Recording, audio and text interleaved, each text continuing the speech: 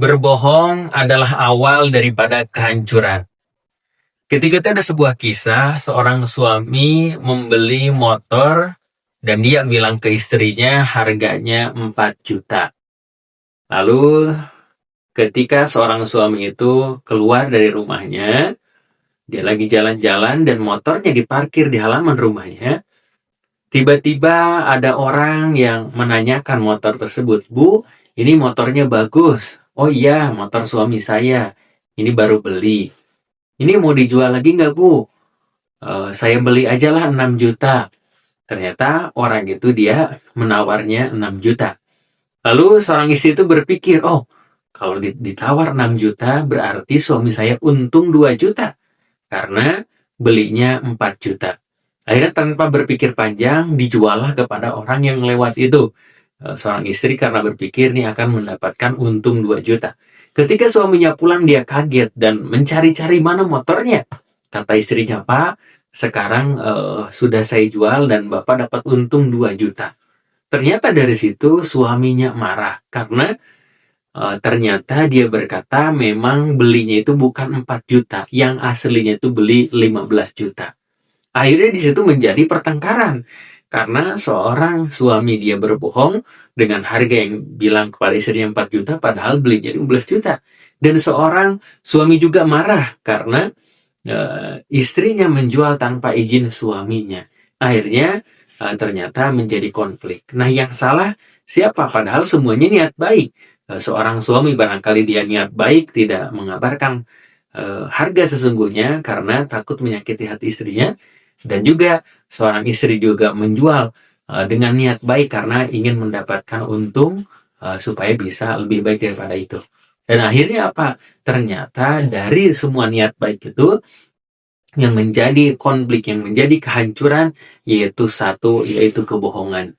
Jadi kebohongan ini menjadikan sebuah kehancuran, baik mungkin dalam rumah tangga, dalam bisnis, dalam segala aktivitas. Maka ketika berbohong itu menjadikan awal daripada kehancuran.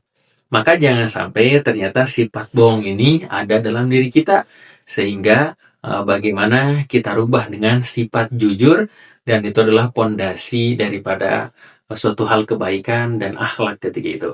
Bahkan sifat yang sombong itu termasuk orang yang berbohong, termasuk itu masuk kepada munafik. Gitu ya. Orang munafik itu dia berbohong, dia kalau janji tidak ditepati, dan itu adalah hal yang menjadikan dusta dalam kehidupannya.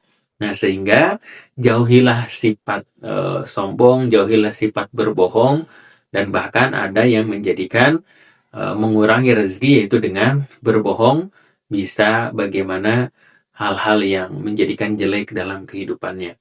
Bahkan karena sering berbohong, ketika dia berbicara jujur pun orang tidak percaya karena dia sering berkata dusta.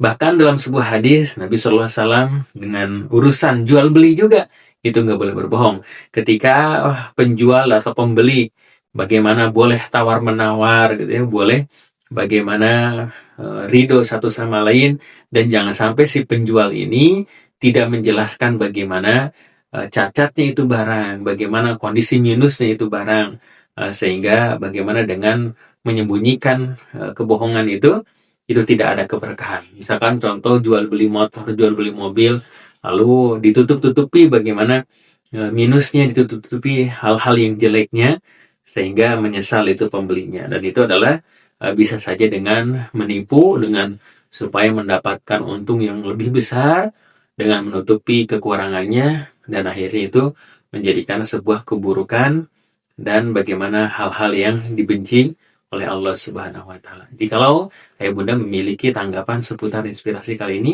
boleh ditulis di kolom komentar. Jika suka bisa bantu like, share, dan subscribe. Barakallahu fikum.